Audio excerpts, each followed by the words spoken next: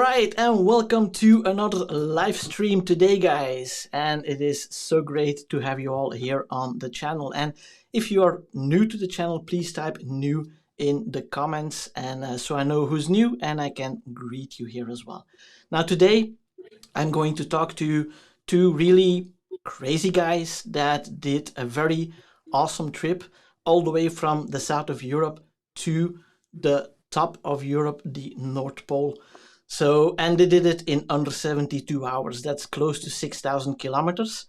And yeah, let's meet the guys. So, hello, Romain. Hello, Guillaume. How are you guys? Pretty good. Yeah. Right.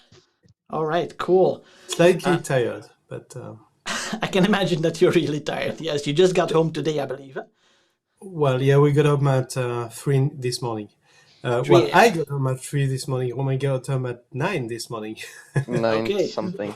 Yeah. Just one thing, we didn't go up to the North Pole, just the North Cape. But Yeah, North Cape. Sorry. Yeah, that's North Pole. still That would be really crazy trip. well, difficult to do with the car, but well, might be feasible. Well, maybe one day with the Cybertruck. Who knows? But anyway, so today we are going to talk about your trip, and the first thing I get as a reaction when I talk about this trip and the thing that you guys did, especially my wife as well, she's like, why?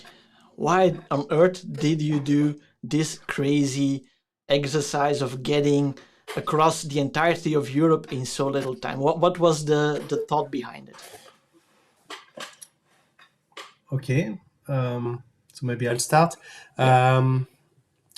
What got me interested into electric cars was really when I saw that Tesla had crossed the United States with some Model S's in January 2014. There, I knew that was the future. I mean, before that, electric cars were nice, fun, great to drive, no exhaust pipes, no emissions, no vibrations, no sound, and so on. So it's great car, much better than any fossil car.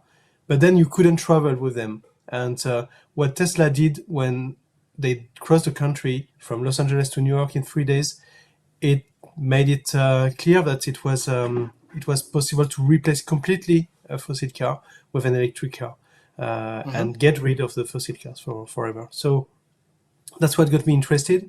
And more recently, last year in March, Jan Pavelko and Trevor Page crossed the Canada with from west to east in a Tesla in 3 days. So 6,000 kilometers in 3 days as well. And so we saw that and we could follow them live. And then I called Romain and he told me, yeah, I had the same idea. We have to do that. So we had to find a route across Europe. It's not coast to coast, so we chose Cape to Cape, from Cape Saint Vincent and to Cape North.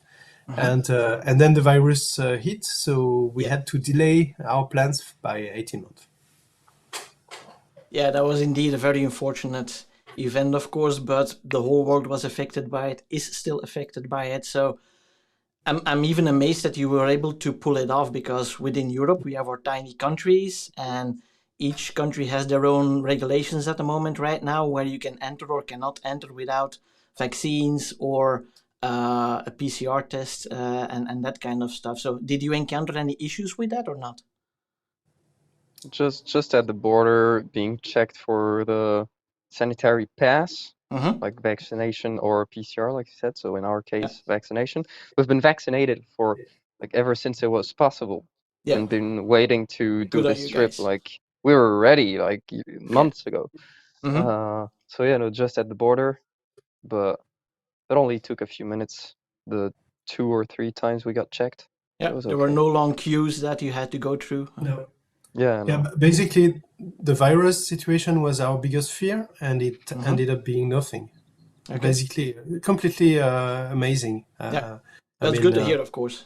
Yeah, we were stopped twice. There were 3 checks, but at one check, the French police didn't stop us when we crossed from Spain to France, and then we were stopped in Denmark and Finland. That's it. And on the way back, nothing. Okay, great. Yeah, but borders are opening and everything is getting more relaxed here in Europe because of the high vaccination percentage that we have in the people. So thank God everybody is doing that so we can slowly return to a normal life and normal travels. Actually, in Scandinavia, we were amazed. We spent 10 days in the old world. I mean, the world before, without mask, without nothing. We came to Stockholm. I went to a restaurant and everyone was looking at me like I had the plague or something.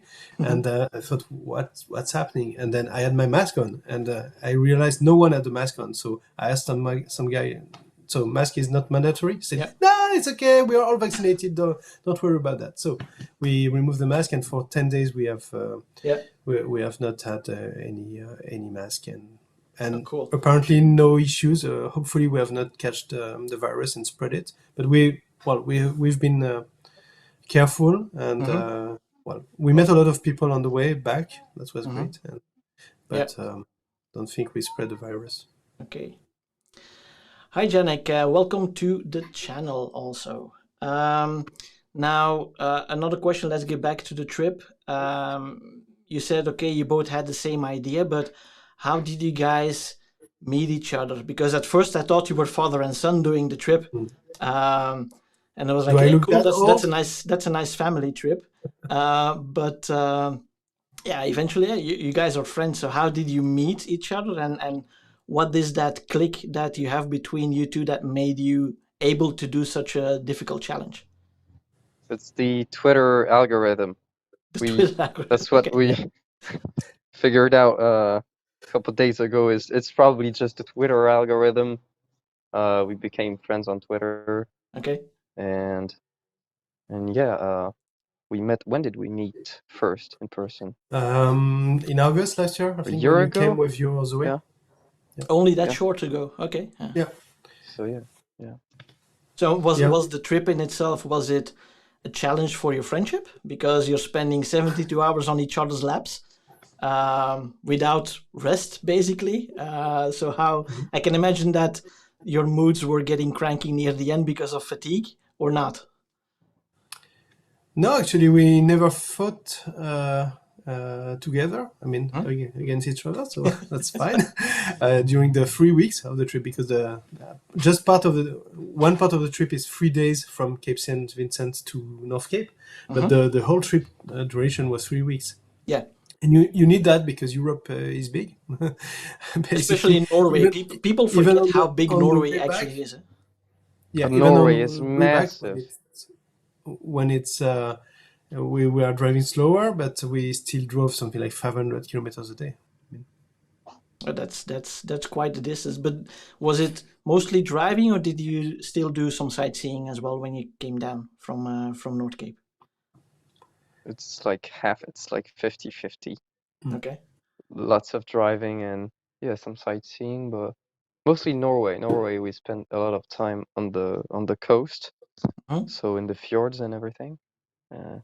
It was pretty. Sweden was probably also really nice, but we only crossed at night, so no idea. You didn't Could see be much the of most beautiful place in the world. We just wouldn't know. So it seems to be really nice. I mean, the road on the east coast of Sweden seems beautiful, but it was rainy, foggy, and at night, so didn't see much. The master's right, you may not be spreading the coronavirus, but you did spread the Tesla virus, I think. A lot of people were following you on Twitter. Yeah, thank you. And, do you have any feedback from that? How did people react to it in general? Was everybody excited, or were there people that were like, my first question basically, why the hell are you trying to do this? Or was it all positive news for them? Well, I never read any negative comment. But mostly people were thinking probably that we were crazy, but they were enthusiastic about. It's a healthy kind of crazy. I don't know if it's healthy, but well, it's not maybe a you don't think crazy, of it now because you're tired, of course, and then it's not healthy to keep driving. But there's two of you guys in the car, so you switched. It would be different if somebody would do it on its own. Then it's not really responsible to do it without sleeping in between, of course. Even only being 2, I would say, is not responsible. Like looking back, it's not. And the like nighttime driving at night was exhausting, even despite sleeping, like switching who drives, who sleeps. It was still really exhausting, and I would not recommend that anyone does it with only 2 drivers. Okay. You need at least 3 to stay safe, I would say. Yeah. No, that's good advice. Yeah, trying to sleep, not always sleeping. It was really hard to sleep. Yeah, of course.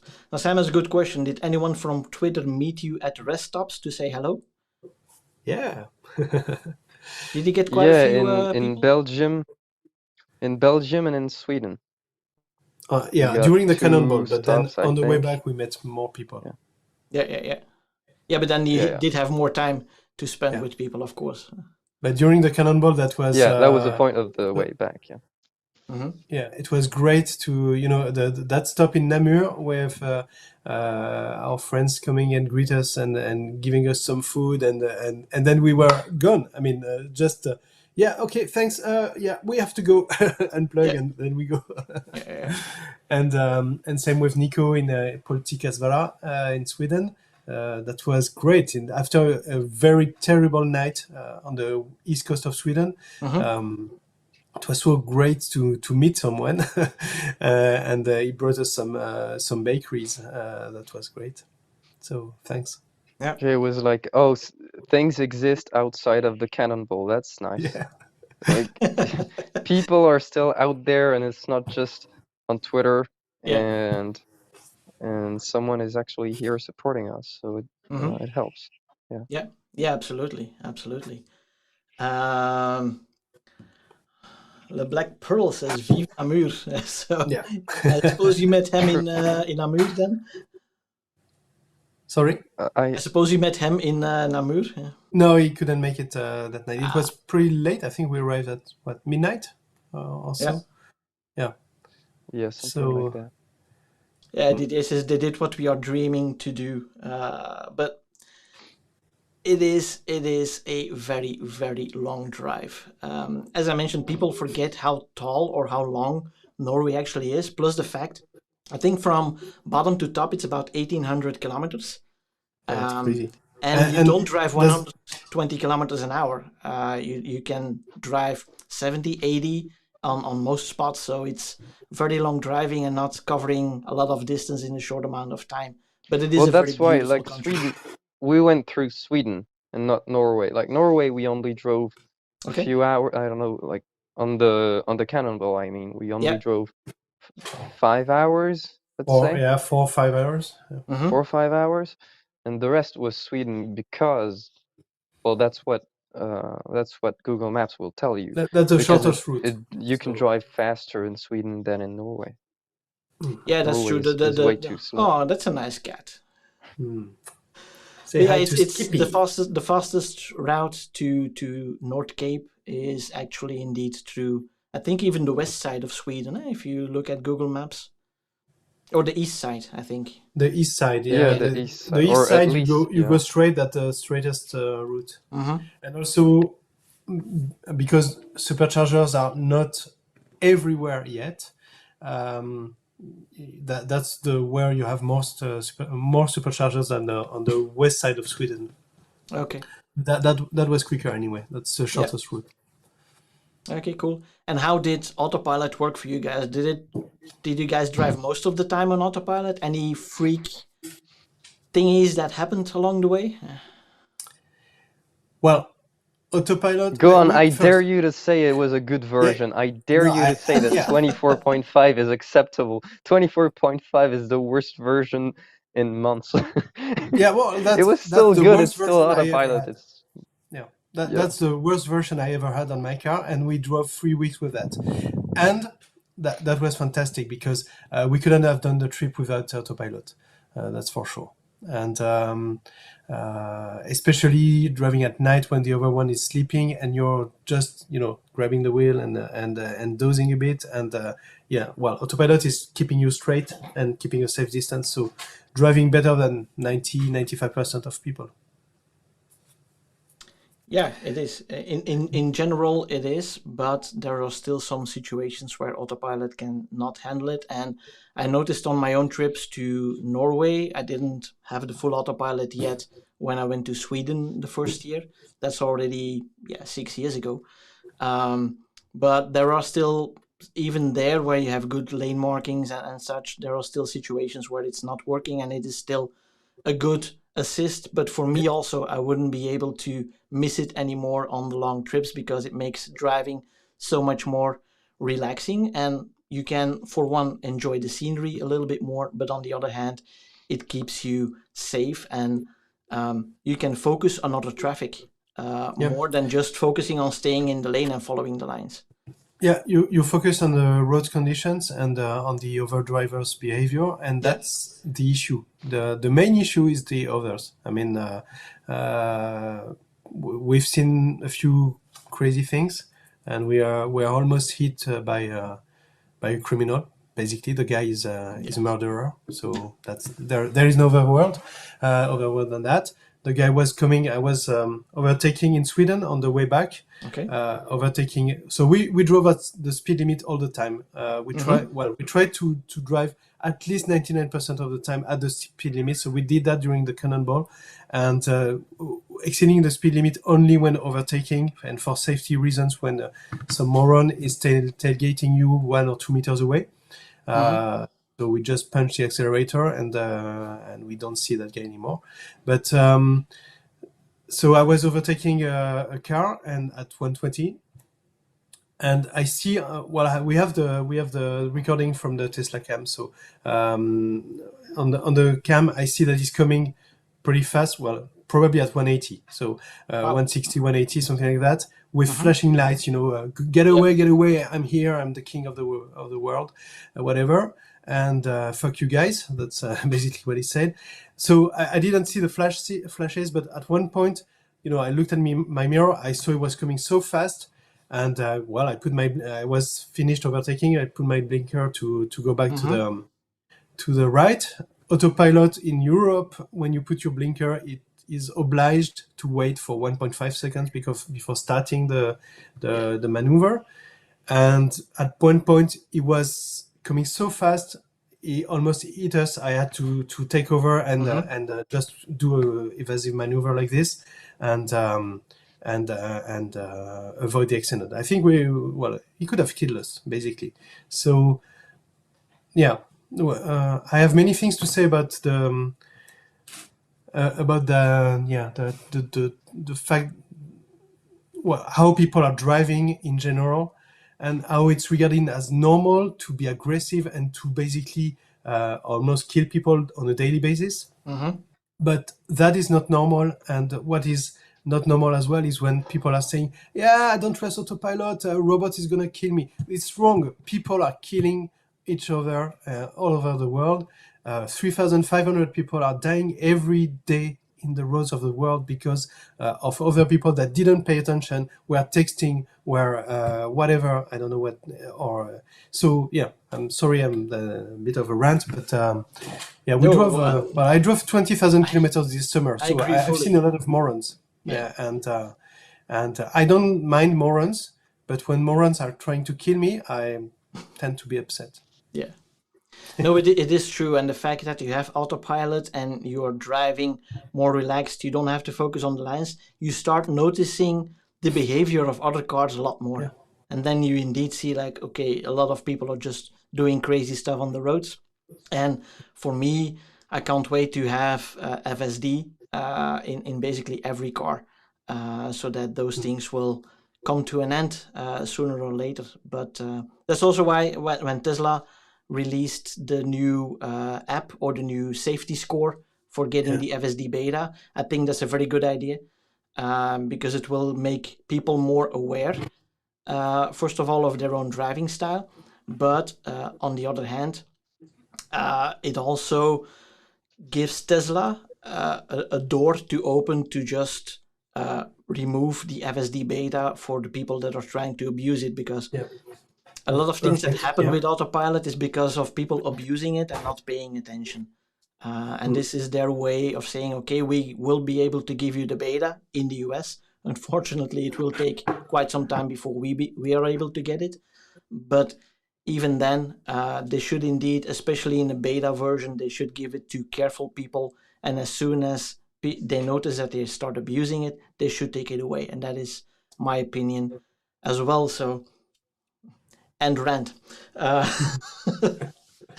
But okay, so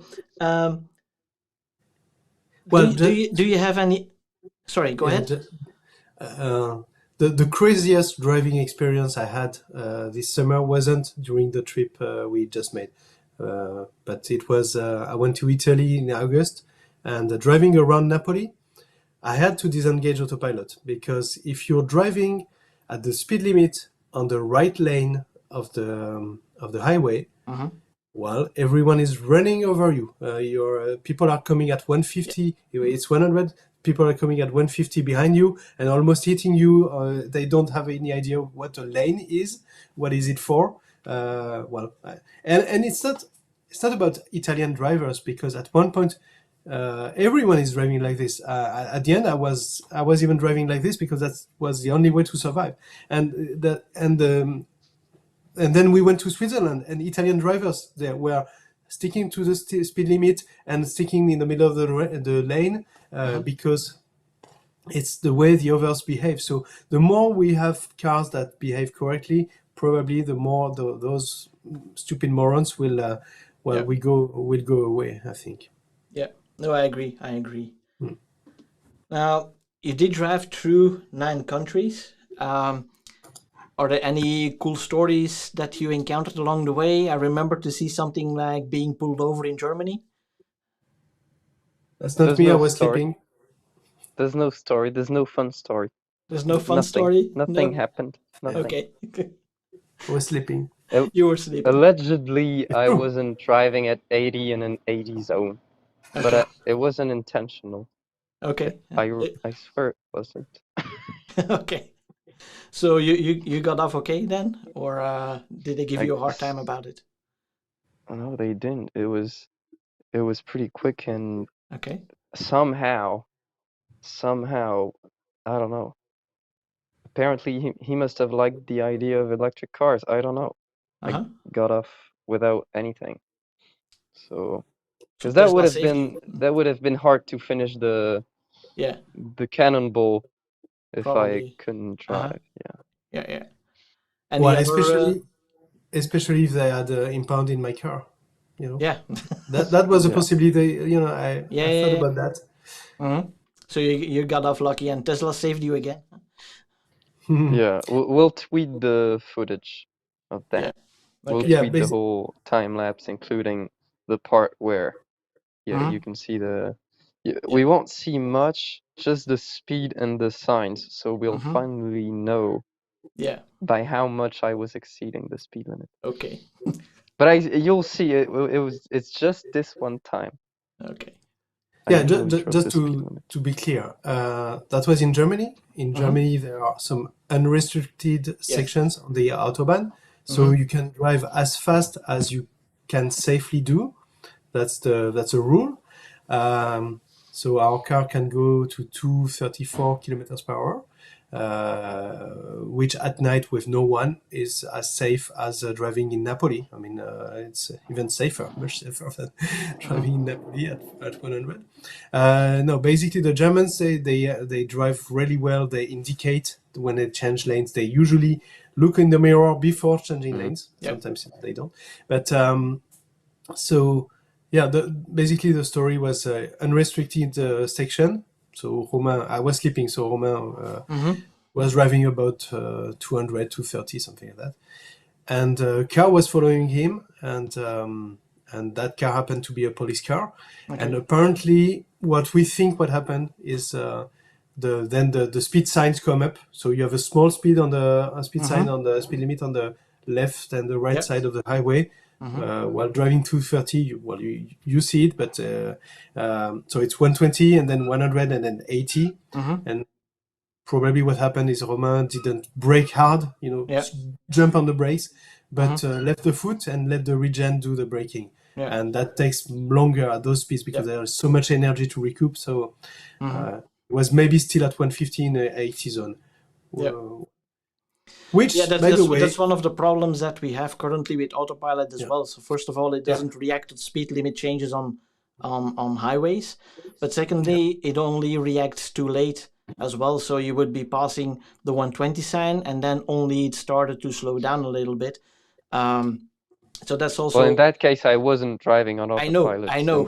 It doesn't go that fast. 30, but in general, if I go to Germany, I drive a lot of the time on autopilot at 150 where possible, and then indeed you see you come to a restricted zone and you let go, and it just takes some time. And if you have a cop behind you, then unfortunately, and it's a bad one, then unfortunately it's not good for you. But anything else that happened on the road or on the trip? Let's say, okay, this was kind of cool.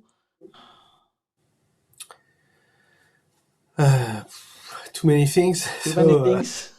Yeah, I don't know where to start. Things, but on the Cannonball, it was really just driving and 3 hours of driving. Nothing very interesting, I think. Mm-hmm. Now, what was you drove? As I said, you drove 9 countries. Any roads that you recommend for people to drive? You did a lot of it. Even when coming back, you drove other roads, of course.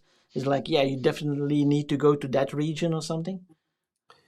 Okay, so it started with south of Portugal was horrible. I do not recommend that. Even though it's beautiful, they have ads everywhere near the road, which is extremely annoying. It's very ugly, so that was no good. But then north of Portugal and Spain were really nice roads. Like the landscape is incredible. France, I don't know. Well, France, we know France too well, so it's hard to judge. And then Sweden and Norway are really nice, but so long that you get bored really fast.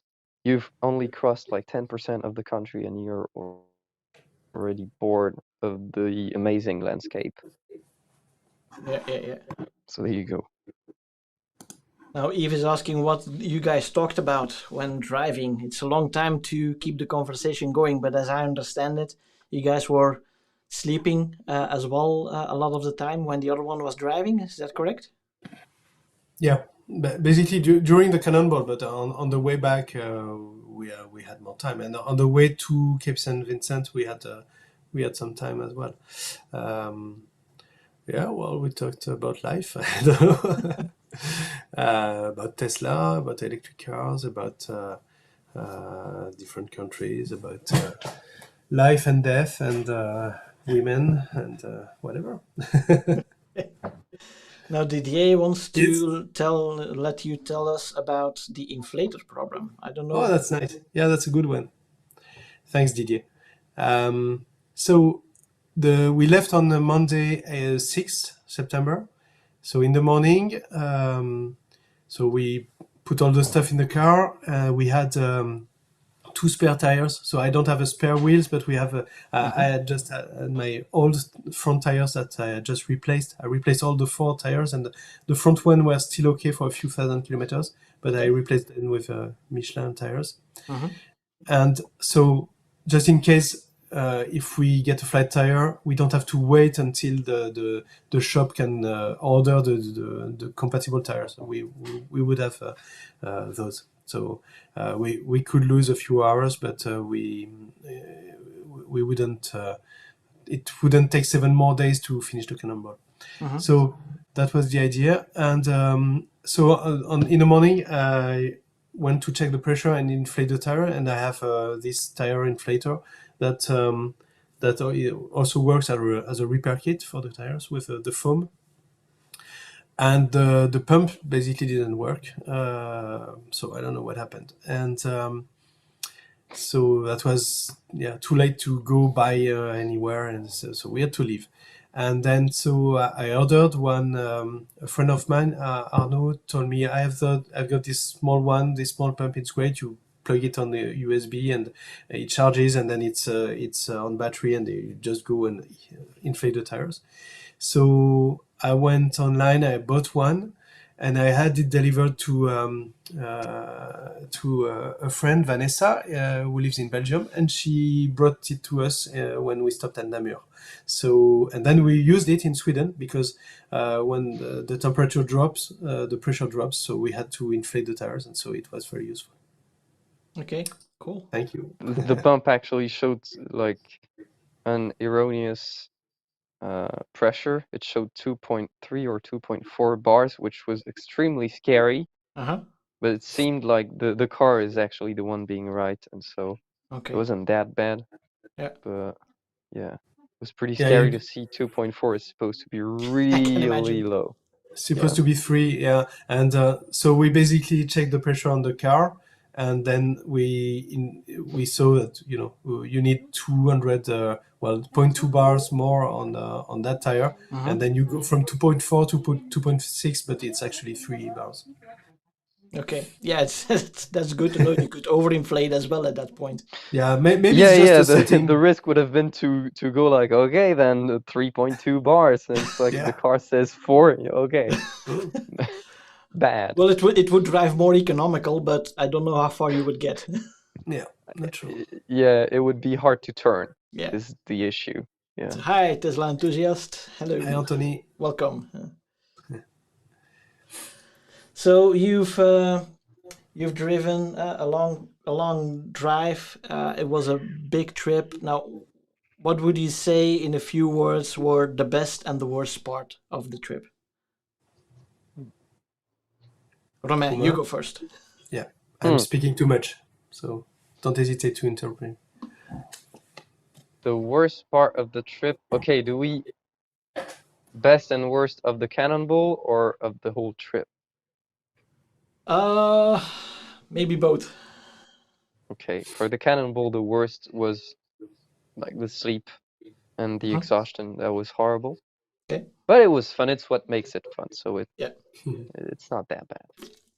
You knew what you were getting into. No, we didn't. No, no, it was Really? much worse than yeah. Did you really? It felt like okay, you just really when you're asleep. Yeah, for sure. Like you think okay, we'll just sleep when we're sleepy. No, it doesn't work like that because the other one might be sleepy too. And so you gotta sleep continuously just in case the other one is ever tired. So it was unpleasant, and it was also you're sleeping in a car, which isn't the best. And the best part of the trip was probably the Tesla community. Meeting people is always people in this community are pretty wonderful, and they've been super welcoming, and it was something. It was great. Yeah. Okay. And for the return trip? And so that actually applies to the whole trip. Okay. Those two. Like, well, the Cannonball, we didn't meet that many people, but just meeting, like, Belgians are just wonderful. The Belgian, I don't know, they welcome you like nobody else does. So it applies to both actually, Cannonball and trip. Okay. Yeah, definitely meeting our friends in Namur was fantastic because we had already driven 32 hours, something like that. And we were, the first night I didn't sleep much. I slept twice, 30 minutes, I think.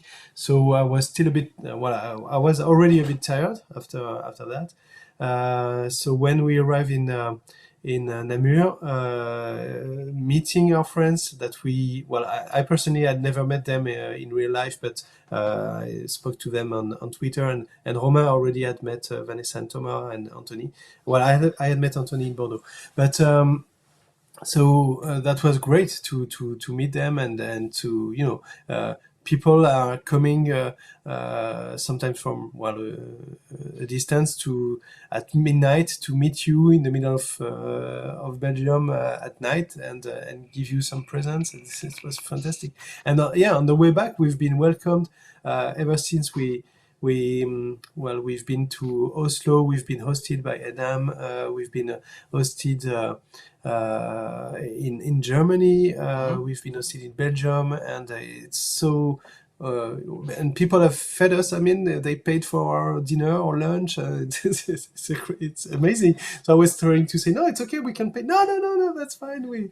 I love to do that. It's great what you did, and so it's fantastic. I mean, and the fact that we know people all over the world, and when we travel in Europe, we can meet people that we've chatted with on Twitter, and it's amazing. I mean, it's the best part of the trip. Doing a tourist and going to places like, I went to Pisa and took the picture of the Leaning Tower and so on. It's nice, and architecture is nice and so on, but the best part is the people. And that's what we were missing during the pandemics. I mean, those 18 months have been terrible for that. Agree. Hopefully we can all get back to normal life pretty soon. Question from Eve. What was the best lunch that you had along the way? Lunch or God, dinner? I'm so hungry. There's my food waiting over there. I'm so goddamn hungry. We're gonna wrap it up in a few minutes, so. Thank you. The best food. Yeah. I don't know. Probably the first meal after the Cannonball up north. Yeah. I can imagine. I was gonna say that. Well, the first shower after the Cannonball was fantastic. The first sleep after the Cannonball was fantastic. And the first dinner, we went to a great restaurant, a cooperative restaurant in Honningsvåg, which is the town just south of Nordkapp. And I had a king crab. It was incredible. Absolutely. Wow, so tasty. Really great. I mean, I did the same when the last time we went to North Cape. I ate king crab as well, and I was eating it like at 2 o'clock in the afternoon, and the ship actually came in with the catch in like 8 or 9 a.m. in the morning, so you couldn't get it much more fresher than that. Yeah. Okay, one more question from Victor. What music did you listen to? What are you guys' preferences in terms of music in the car? Or did you listen to podcasts? Or you'll see that in the live stream, because we have in the time lapse, a time lapse. Yeah, we've made a time lapse of the whole trip, so it's 4 hours and 40 minutes of 4K video, so 250 gigabytes. So I have to download that and upload that to YouTube. I don't know how it works, so maybe you can help me. I have no idea. Anyway, so we'll show the time lapse, and it shows the screen of the car with the speed limit that Tesla is thinking that it is, which is most of the time wrong. Anyway, but whether we have autopilot engaged or not, and so on, the map with the location and the music that we're listening. So we have somehow. It was mostly Guillaume's liked songs, which he has good taste. So it was like mostly if we didn't have an idea of what to play, it was the songs he liked. It's not that he was playing always the musical that you hate the most. No, that's okay. Anyway, if we hated the music playing, even if the other one liked it, we would switch. I mean, we wouldn't listen to a music that one of us didn't like. But Romain has got a great taste, and he loves Charles Trenet. So his mission now is to make the entire world, love Charles Trenet like he does. And he surely succeeded with me. So that's a good mission. Yeah. Romain's mission is to accelerate the world transition to Charles Trenet. I like that. Okay. Let's see if there are any other questions. I don't think so. We covered it. Oh, there was one earlier question, but YouTube blocked it because of the wording. I'll put it in another way. I'll rephrase it. Did you use a bottle along the way for your necessities? No. No, I was surprised we didn't. I don't think we ever stopped just to pee. No. No, we didn't. Not on the Cannonball. We might have done that later. Yeah. Because, well, to sum up the trip, I mean, traveling Cannonball style, which is trying to go as fast as you can, driving at legal speeds across the continent. It's not a way of traveling that I would recommend to people. So now we set a record. We didn't have time now. to eat. We didn't have time Yeah. to Yeah. drink. Yeah, drink actually we did, but not. We didn't always have water available where we stopped, so not always enough to drink. No, actually we did. I'm saying BS. No, we had enough water to drink. Yeah, we so had no some, time to eat, water. no time to pee, no time to. Yeah, that's it. Yeah, one of the supercharging stops was 8 minutes. So we have all the data also with TeslaMate, which is a free data logger, and it's a fantastic tool. And thank you to Bob Jouy to help us set it. That was fantastic. So we have all the data. So I can just maybe give you just a few data. Where is it? Yeah. So we drove for the entire trip, not only the Cannonball. We drove 14,535 kilometers. Wow. And so that was driving. We drove for 165 hours, including the 70 hours of the 49 days of the Cannonball. And we drove with an average speed of 87.9 kilometers per hour. Wow. That's impressive. And including the charging stops, that average drops to 74.2, which is still pretty good. Yeah. And we charge the DC charging. So many roadworks. Yeah, so for the many slow roads. DC charging was 1 day and 6 hours. So we stopped. I have no idea how many stops we made. We had 31 stops during the Cannonball, but many more on the way back. It was 9 hours 46, if I'm not mistaken, on the now it's Cannonball. 1 day and 6 hours. On the way back, you can see like we spent way more time at each stop just because we wanted to. Yeah. On the Cannonball, it was way too short. So. Yeah, exactly. But there you were actually trying to complete a challenge to get there as quickly as possible. So you minimize the charging stops, you minimize your food stops, your nature call stops. Basically, the bladder issue is not an issue in a Cannonball style, because you make very short stops. Your legs. You drive. So we drove 6,000 kilometers in 31 stops. So basically, we stopped every 200 kilometers. And for the bladder, it's good.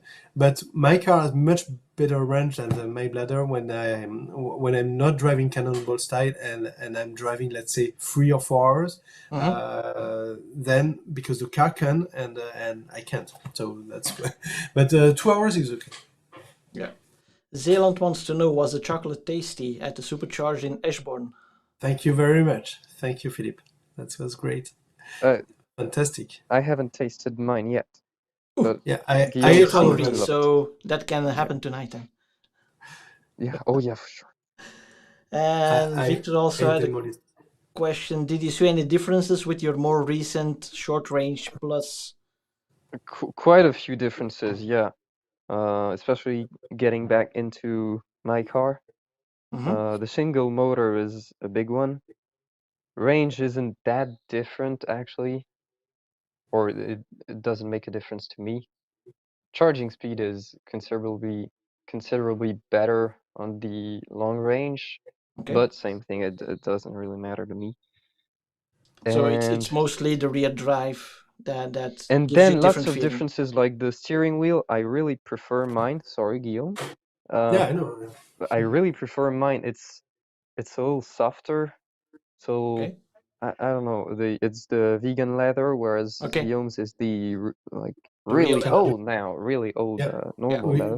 We killed a cow for my steering wheel. I'm sorry. Sorry. Yeah, but so mine is better on that part, and then I don't know, a few little differences. The headlights are so good. The new headlights are so good. I didn't realize that. Now you mean mine are so bad? Oh yeah, yours are They're not that bad, but not great. They could be better. Yeah. Well, it's a real testimony to Tesla keeping up the continuous improvement and keeping on or changing things all the time. I remember when I was still installing dash cams in Teslas. Every car that came to me was slightly different from the way it was constructed, when suddenly you couldn't route a cable through what I was used to routing it through because they just made it shut and reinforced that point, for example, or the rear view mirror that became a little bit different. Each and every car was a little bit different, and that is just awesome that they implement all these little changes. So over time, you get one big difference if you get into the same car a few years later. Guess, come again? If you had to guess, you wouldn't say our cars are only 2 years apart. Yeah. Like it seems like way more than that. It feels like, again, sorry Guillaume, but it feels like there's fine. 5 or 6 years of difference between the two. Yeah, no, it's still wonderful, but the difference is pretty. My P100D is now closing in on 5 years old, and it's in Tesla terms, it's a piece of antique right now. Yeah. I actually have no point of changing to get a newer car. I mean, it's perfect right now. Doing the 15,000 kilometers in 3 weeks, and the Cannonball, the car was perfect. So if I change I change a car, it will be a different one, like a performance or even thinking of the Model S Plaid. So so that will be a different car. But if I take another Model 3 long range, then there is no point. I mean, it's perfect like this. Maybe Romain, you saw maybe the differences yesterday because you don't have enhanced autopilot. You only have basic. So lane changes are nice, but maybe you don't care. Yeah, it took me a few minutes to get used to my car, which doesn't have it, but well, maybe you didn't change lanes too much during driving between 3 and 9. No, not much, but still a few times, and after 5-6 times it was done. I was already used to not having it, and doesn't make it. That's the only difference you can feel so far. And the acceleration maybe. And the acceleration a little bit. Mine is still way enough, so pretty good. Yeah, exactly, pretty good. Little differences. Final question from Wirtsveld Valley: which year is your car, Romain? If it's newer, it's from which year? It's 2021. It was it's brand new then. Ordered on February 20th, and I got it on March 20th. Wow, that's quick. Yeah, it was quicker than I wanted because it was hard to negotiate with the bank in that short amount of time. But it worked out. Okay, cool. All right, let's let you have your dinner because you're really hungry. You told me before. So thank you very much for coming on to my channel and for sharing your story. Congratulations again on finishing that epic adventure. I think it's a real inspiration for a lot of people, and the attention that you're getting all over Europe right now, I think is also helping Tesla's cause of accelerating the transport towards EVs. And again, thank you very much. And we'll see you guys maybe in the next Cannonball somewhere else, maybe west to east. Who knows what kind of crazy stuff you guys will still think of. West to east would be London to Shanghai, maybe? Yeah. In a Cybertruck. Who knows? Who knows? Okay. Who knows? Thank you very much. Thanks, Steven. Thank you. For you guys out there, thank you very much for watching this episode again. I hope you liked it. If you liked it, please give it a thumbs up and don't forget to subscribe to the channel and make sure you click that little bell icon so you don't miss out on any new videos. And for now, thanks for watching. See you guys in the next one. Bye-bye. Thank you. Bye-bye.